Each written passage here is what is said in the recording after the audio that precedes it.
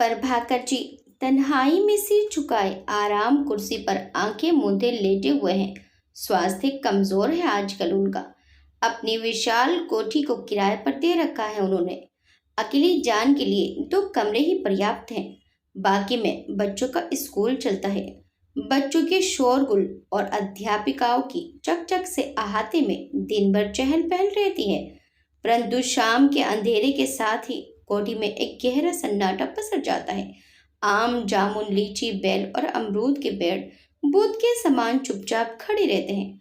नौकर छुट्टियों में गांव गया तो फिर वापस नहीं आया। दूसरा नौकर ढूंढे कौन? मलेरिया बुखार ने तो उन्हें कहीं का नहीं छोड़ा है।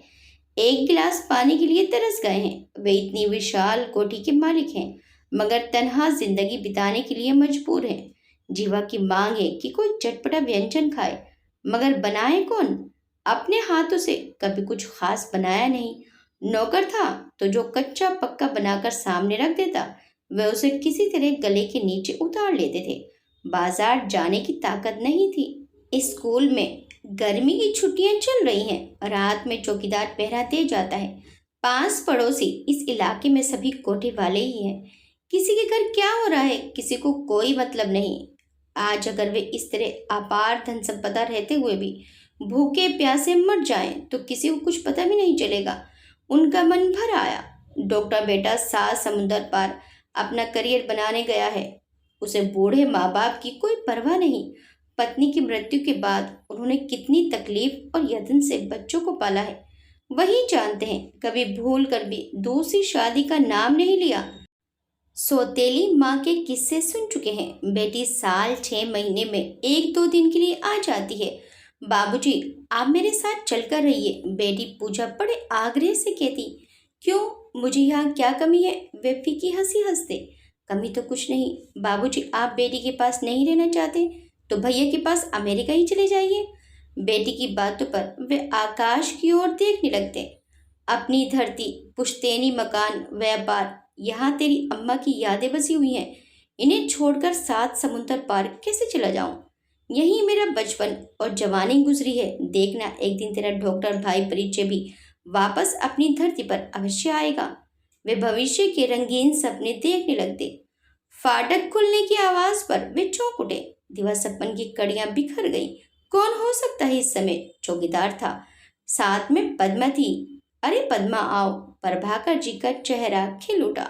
पद्मा उनके दिवंगत मित्र की विधवा थी। बहुत ही कर्मठ और विपरीत परिस्थितियों में भी धैर्य नेक होने वाली महिला। तुम्हारी तबीयत अब कैसी है? बोलते हुए वे कुर्सी खींच कर बैठ गई। तुम्हें कैसे पता कि मैं बीमार हूँ? वे आश्चर्य से बोले। चौकीदार से बस भागी चली आ रही हूँ। इसी से पता चला कि रामू भी घर चला गया है। मुझे क्या गैर समझ रखा है? खबर क्यों नहीं दी? पद्मा उल्हाने देने लगी। खामोशी से सुनते रहे वे। ये उल्हाने उनके कानों में मधुर रस घोल रहे थे, तप्त हृदय को शीतलता प्रदान कर रहे थे। कोई तो है उनकी चिंता करने वाला। बोलो, क्या खाओगे? पकौड़ियाँ, करारी, चटपटी। वे बच्चे की तरह मचल उठे। क्या तीखी पकौड़ियाँ? सचमुच सटिया गए हो तुम। भला बीमार व्यक्ति भी कहीं तली भुनी चीजें खाता है? पद्मा की पैनी बातों की तीखी धार उनके हृदय को चुभन के बदले सुकून प्रदान कर रही थी। अच्छा, सुबह आऊंगी। उन्हें फुलके और परवल का झोल खिलाकर पद्मा अपने घर चली गई। प्रभाकर जी का मन भटकने लगा। पूरी जवानी उन्होंने बिना किसी स्त्री के काट दी। कभी भी सांसारिक विषय वासनाओं को अपने पास भटकने नहीं दिया। कर्तव्य की वेदी पर अपनी नैसर्गिक कामनाओं की आहुति चढ़ा दी। वहीं बैरागी मन आज साथी की चाहना कर रहा है। ये कैसी विडंबना है! जब बेटा 3 साल और बेटी 3 महीने की थी, उसी समय पत्नी 2 दिनों की मामूली बीमारी में चल बसी। उन्होंने रोते हुए दूध मुँहे बच्चों को गले से लगा लिया था। अपने जीवन का बहुमूल्य समय अपने बच्चों की परवरिश पर न्यौछावर कर दिया। बेटी को उच्च शिक्षा दिलाई, शादी की, विदेश भेजा। बेटी को पिता की छाया के साथ साथ एक माँ की तरह स्नेह व सुरक्षा प्रदान की। आज वह पति के घर में सुखी दाम्पत्य जीवन व्यतीत कर रही है। पद्मा भी भरी जवानी में विधवा हो गई थी। दोनों मासूम बेटों को अपने संघर्ष के बल पर योग्य बनाया। दोनों बड़े शहरों में नौकरी करते हैं। पद्मा बारी बारी से बेटों के पास जाती रहती है, मगर हर घर की कहानी कुछ एक जैसी ही है। योग्य होने पर, कमाओ बेटों पर माँ बाप से ज्यादा अधिकार उनकी पत्नी का हो जाता है। माँ बाप एक फालतू के बोझ समझे जाने लगते हैं। पद्मा में एक कमी थी, वह अपने बेटों पर अपना पहला अधिकार समझती थी। बहुओं की दाब सहने के लिए वे तैयार नहीं थी। परिणाम स्वरूप लड़ झगड़ कर वापस घर चली आई। मन खिन रहने लगा, अकेलापन काटने को दौड़ता। अपने मन की बात किससे कहे? प्रभाकर और पद्मा जब इकट्ठे होते तो अपने अपने हृदय की गांठें खोलते। दोनों का दुख एक समान था, दोनों अकेलेपन से त्रस्त थे और मन की बात कहने के लिए उन्हें किसी साथी की तलाश थी शायद। प्रभाकर जी स्वस्थ हो गए। पद्मा ने उनकी जी जान से सेवा की। उनके हाथों का स्वादिष्ट, लजीज व पौष्टिक भोजन खाकर उनका शरीर भरने लगा। आजकल पद्मा दिन भर उनके ही पास रहती है। उनकी छोटी बड़ी जरूरतों को दौड़ भाग कर पूरा करने में अपनी संतानों की उपेक्षा का दंश भूली हुई है। कभी कभी रात में भी यहीं रुक जाती है। हंसी ठहाके गप में वे एक दूसरे के कभी इतने करीब आ गए पता ही नहीं चला। लॉन में बैठकर युवकों की तरह आपस में चुहल करते। मन में कोई बुरी भावना नहीं थी, परंतु जमाने का मुंह वे कैसे बंद करते। लोग उनकी अंतरंगता को कई अर्थ देने लगे। यहाँ वहाँ कई तरह की बातें उनके बारे में होने लगी। इन सब से आखिर वे कब तक अनजान रहते? उड़ती उड़ती कुछ बातें उन तक भी पहुंचने लगी। 2 दिनों तक पद्मा नहीं आई। प्रभाकर जी का हृदय बेचैन रहने लगा। पद्मा के सुघड़ हाथों ने उनकी अस्त व्यस्त गृहस्थी को नव जीवन दिया था। भला जीवन दाता को भी कोई भूलता है? दिन भर इंतजार कर शाम को पद्मा के यहाँ जा पहुंचे। कुल्लू हलवाई के यहाँ से गाजर का हलवा बनवा लिया। गाजर का हलवा पद्मा को बहुत पसंद है।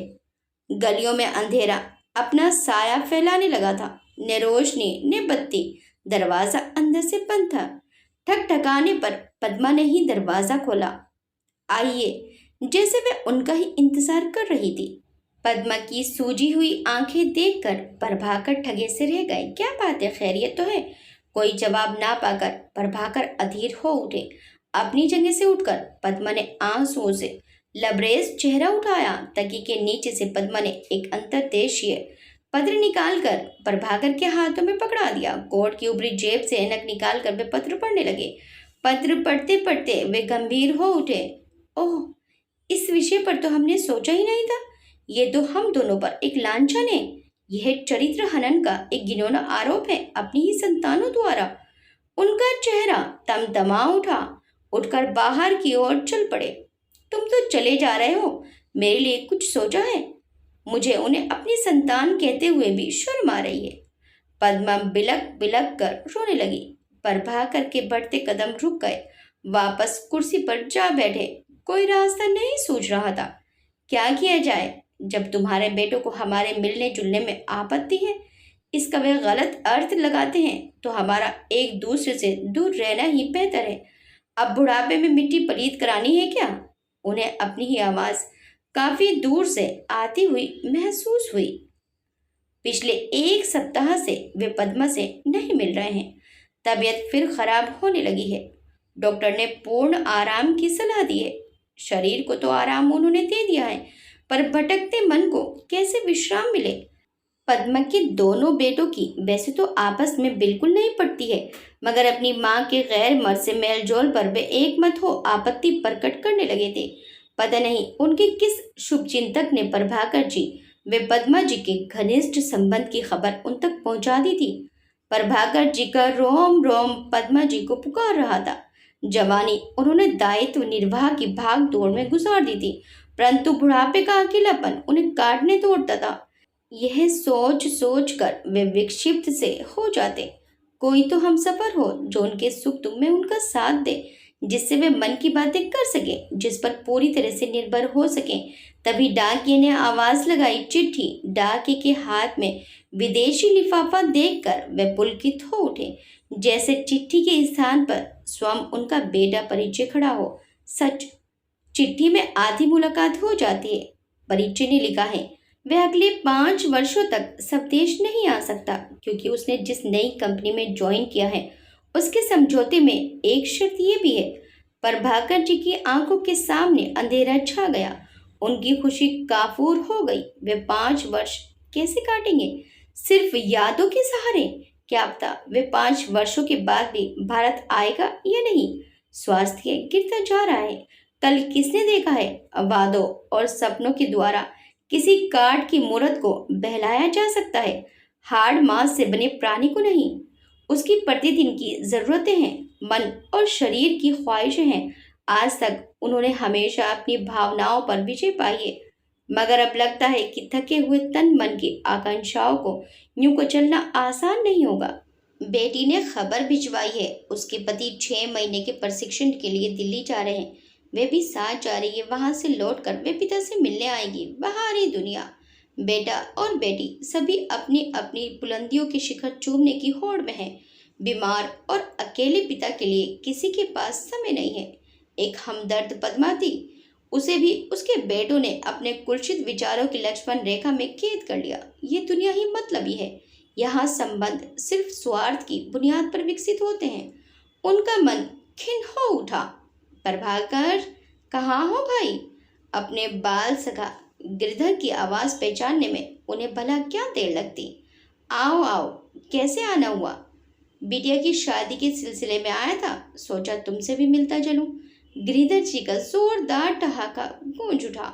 हंसना तो प्रभाकर जी भी चाह रहे थे, परंतु हंसने के लिए उपक्रम में सिर्फ होंठ जोड़े करके रह गए।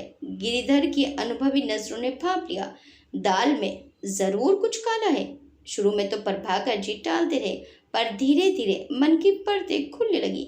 गिरिधर ने समझाया, देखो मित्र, ये समस्या सिर्फ तुम्हारी और पद्मा की नहीं है, बल्कि अनेक उस तरह के विदुर और विधवाओं की हैं, जिन्होंने अपनी जवानी तो अपने कर्तव्य पालन के हवाले कर दी, मगर उम्र की इस मोड़ पर जहाँ वे नहीं युवा रहते और नहीं वृद्ध, वे नितांत अकेले पड़ जाते हैं। जब तक उनके शरीर में ताकत रहती है, भुजाओं में सारी बाधाओं से लड़ने की हिम्मत, वे अपनी शारीरिक व मानसिक मांगों को जिंदगी की भाग दौड़ की भेंट चढ़ा देते हैं। बच्चे अपने पैरों पर खड़े होते ही अपना आशियाना बसा लेते हैं। माता पिता की सलाह उन्हें अनावश्यक लगने लगती है। जिंदगी के निजी मामलों में हस्तक्षेप वे कतई बर्दाश्त नहीं कर पाते। इसके लिए मात्र हम नई पीढ़ी को दोष नहीं ठहरा सकते। हर कोई अपने ढंग से जीवन बिताने के लिए स्वतंत्र होता है। सीढ़ी 10 सीढ़ी आगे बढ़ाना ही तो दुनियादारी है। बात तो तुम्हारी ठीक है, परंतु पद्मा और मैं दोनों बिल्कुल अकेले हैं। अगर एक साथ मिलकर हंस बोल लेते हैं तो दूसरों को आपत्ति क्यों होती है? प्रभाकर जी ने दुखी स्वर में कहा, सुनो, मैं सीधी सरल भाषा में तुम्हें एक सलाह देता हूँ। तुम पद्मा से शादी क्यों नहीं कर लेते? उनकी आंखों में सीधे झांकते हुए गिरधर जी ने सामयिक सुझाव दे डाला। क्या शादी मैं और पद्मा से? तुम्हारा दिमाग तो खराब नहीं हो गया है? लोग क्या कहेंगे? हमारी संतानों पर इसका क्या असर पड़ेगा? जीवन की इस संध्या बेला में मैं विवाह करूं? नहीं नहीं, ये संभव नहीं। प्रभाकर जी घबरा उठे। अब लगे ने दुहाई देने दुनिया और संतानों की। यही बात लोगों और पद्मा के बेटों ने कही तो तुम्हें बुरा लगा? विवाह करना कोई पाप नहीं। जहाँ तक जीवन की संध्या बेला का प्रश्न है, तो ढलती उम्र वालों को आनंदमय जीवन व्यतीत करना वर्जित थोड़ी ही है। मनुष्य जन्म से लेकर मृत्यु तक किसी न किसी सहारे की तलाश में ही तो रहता है। पद्मा और तुम अपने पवित्र रिश्ते पर विवाह की सामाजिक मुहर लगा दो। देखना, कानाफूसियां अपने आप बंद हो जाएंगी। रही बात संतानों की, तो वे भी ठंडे दिमाग से सोचेंगे तो तुम्हारे निर्णय को बिल्कुल उचित ठहराएंगे। कभी कभी इंसान को निजी सुख के लिए भी कुछ करना पड़ता है। कुटते रहकर तो जीवन के कुछ वर्ष कम ही किए जा सकते हैं।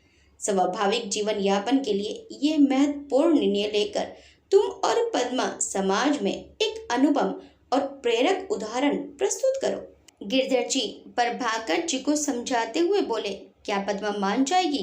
प्रभाकर जी ने आश्चर्यचकित होकर गिरधर जी की तरफ देखते हुए पूछा, बिल्कुल, पर तुम पुरुष हो, पहल तो तुम्हें ही करनी होगी। स्त्री चाहे जिस उम्र की हो, उसमें नारी सुलभ लज्जा तो रहती ही है। गिरधर जी ने उत्तर दिया। कुछ समय बाद गिरधर जी चले गए। गिरधर जी के जाने के बाद प्रभाकर जी एक नए आत्मविश्वास के साथ पद्मा जी के घर की ओर चल पड़े। अपने एकाकी जीवन को यथार्थ के नूतन धरातल पर प्रतिष्ठित करने के लिए जीवन की संध्या बेला में ही सही, थोड़ी देर के लिए ही पद्मा जैसे सहचरी का संग, साथ और माधुर्य तो मिलेगा। जीवन साथी अनुकूल हो तो इंसान सारी दुनिया से टक्कर ले सकता है। इस छोटी सी बात में छिपे गूढ़ अर्थ को मन ही मन गुनगुनाते हुए वे पद्मा का बंद दरवाजा एक बार फिर खटखटा रहे थे। पद्मा ने दरवाजा खोला तो प्रभाकर जी को देखकर हैरान रह गई। उनकी आंखें अभी भी लाल हो रही थी। ऐसा लग रहा था मानो खूब रोई हो। क्या बात है पद्मा, फिर से रो रही थी क्या? प्रभाकर जी ने पद्मा जी की लाल आंखों को देखते हुए प्रश्न किया। पद्मा जी बिना कुछ जवाब दिए अंदर आ गई। पीछे पीछे प्रभाकर जी भी अंदर आ गए। पद्मा जी ने प्रभाकर जी के प्रश्न का कोई उत्तर न देकर उल्टा प्रश्न किया, कहो कैसे आना हुआ? प्रभाकर जी सोफे पर बैठते हुए बोले, तुमसे एक बहुत जरूरी बात करनी है, यहाँ बैठो। प्रभाकर जी ने पद्मा जी का हाथ पकड़कर अपने पास बिठाया। पद्मा जी प्रभाकर जी के पास बैठ गई तो प्रभाकर जी ने उनके दोनों हाथ अपने हाथ में लिए और बोले, पद्मा तुमने और मैंने, हम दोनों ने ही अपना सारा जीवन कर्तव्य वेदी पर भेंट चढ़ा दिया। तब शरीर में ताकत थी, सब कुछ झेल लिया, परंतु अब शरीर कमजोर हो गया है और अकेलापन काटने को दौड़ता है। हमारी संतानों ने हमसे मुंह मोड़ लिया है और अगर ऐसे ही चलता रहा तो हम दोनों जल्दी ये दुनिया छोड़ देंगे। हम दोनों को एक दूसरे के सहारे की जरूरत है। क्या जीवन की संध्या बेले में तुम जीवन के बाकी बचे दिन हंसी खुशी काटने में मेरा साथ दोगी? तुम्हारा साथ मुझे बड़ा अच्छा लगता है। तुम्हारे साथ होने से मेरे जीवन की वीरानियां कम हो जाती हैं। क्या तुम मुझसे शादी करोगी? प्रभाकर जी के मुंह से ये बात सुनकर पद्मा जी हैरान रह जाती हैं। उनकी आंखों में आंसू आ जाते हैं। उनसे भी अब ये जीवन अकेले नहीं कट पा रहा था। प्रभाकर जी का साथ पाकर उनके जीवन में भी थोड़ी सी खुशी आ गई थी। वे रोते हुए प्रभाकर जी से कहती हैं, लेकिन दुनिया और समाज क्या कहेगा, बच्चे क्या कहेंगे? प्रभाकर जी कहते हैं, जिसे जो कहना है कहने दो, हमें बस अपने बारे में सोचना है। जीवन के बाकी बचे दिनों में भी हम लोगों की परवाह करेंगे तो हम तिल तिल करके मर जाएंगे और किसी को कोई फर्क नहीं पड़ेगा। और जब किसी को कोई फर्क नहीं पड़ेगा तो हमें भी किसी से कोई फर्क नहीं पड़ेगा। जिन बच्चों के लिए हम दोनों ने अपना जीवन न्योछावर कर दिया, वे बच्चे अपनी अपनी दुनिया में मस्त हैं। उनके पास हमारे लिए समय कहाँ है? बोलो पद्मा, तुम मेरा साथ दोगी ना? पद्मा जी प्रभाकर जी के सीने से लग जाती हैं और फूट फूट कर रोने लगती हैं। प्रभाकर जी उन्हें चुप कराते हैं और अगले दिन ही मंदिर में जाकर पद्मा जी से शादी कर लेते हैं और समाज के लिए एक नई मिसाल पेश करते हैं। पद्मा जी अब प्रभाकर जी की कोठी में ही रहने के लिए आ जाती हैं। उनकी वीरान कोठी में जान आ जाती है और प्रभाकर जी की दुनिया बहुत बरसों बाद महक उठी थी। प्रभाकर जी और पद्मा जी जीवन की संध्या बेला पर हंसी खुशी अपना जीवन व्यतीत करने लगते हैं। क्या प्रभाकर जी और पद्मा जी ने सही फैसला लिया? आपका इस बारे में क्या कहना है, हमें कमेंट करके जरूर बताइएगा। वीडियो अच्छी लगी तो वीडियो को लाइक शेयर सब्सक्राइब करना मत भूलिएगा। मिलते हैं नेक्स्ट टाइम एक अच्छी सी कहानी के साथ। Till then bye bye.